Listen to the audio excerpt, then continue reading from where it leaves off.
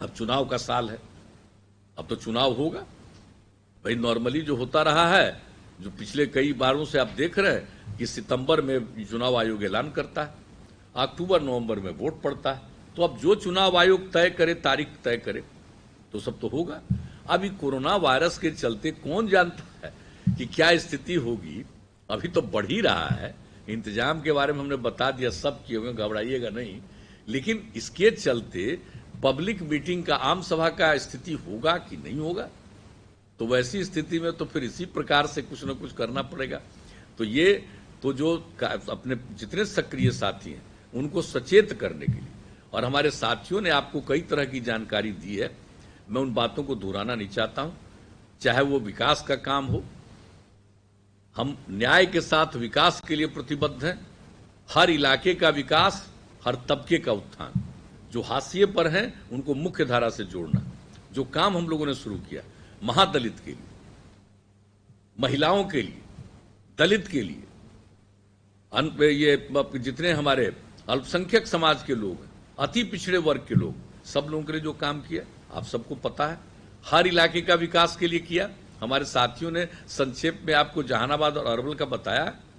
क्या स्थिति थी जहानाबाद अरवल के इलाके की, क्या हाल था, ये सब लोग अपना अनुभव बता रहे। हमको अनुभव नहीं है जी, हम न्याय यात्रा में निकल करके घूम रहे थे, तब देखे नहीं कि जैसे ही शाम होता था, लौट रहे थे हम अरवल के इलाके से, एक आदमी नहीं, गया से पटना आ रहे थे, एक आदमी नहीं शाम होने के बाद, कहीं नहीं सड़क पर। तो जो स्थिति थी तो हम लोग तो देखे। नई पीढ़ी को बताइएगा, क्योंकि नई पीढ़ी के लोग हैं, उसको तो कुछ कुछ काम जो हम लोग करना शुरू किए वही ना देख रहा है। उसको क्या पता है कि न बिजली थी, न सड़क था, न पढ़ाई का इंतजाम था, न अस्पताल का इंतजाम था, न कानून का राज था। ये सारी बातों की जानकारी तो है नहीं।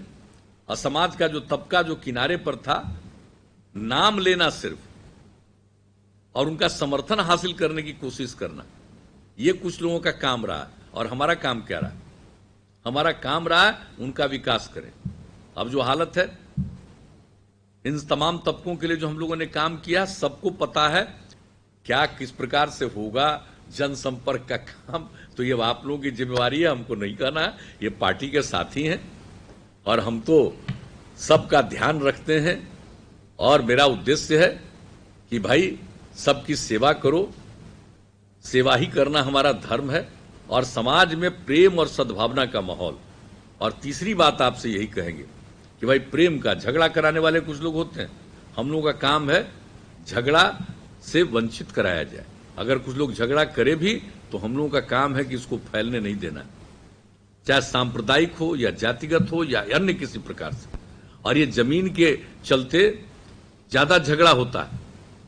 पारिवारिक बंटवारा लोग कर लेते हैं, लेकिन जमीन का रजिस्ट्रेशन नहीं करवाते हैं, इसलिए कि उसमें काफी पैसा लगता था। तो हम लोगों ने क्या नियम बना दिया कि अब पारिवारिक बंटवारा होगा तो उसका रजिस्ट्रेशन में मात्र सांकेतिक 100 रुपया लगेगा, ताकि लोग ठीक से अपना बंटवारा कर लें। नया सर्वेक्षण भी करवा रहे हैं हम लोग, वो सब काम कर रहे हैं। दाखिल खारिज के लिए भी प्रबंध, तो वो सब भी देखते हैं। जमीन के बंटवारे को लेकर के जो हत्या की घटनाएं घटती हैं, बहुत सारे अपराध की, उसका मेजर हिस्सा जमीन को लेकर के जो विवाद है उसके चलते किया जाता है, होता है। तो ये सब काम कर रहे हैं। तो आप लोगों से यही कहेंगे कि समाज में भाईचारे का माहौल रहे,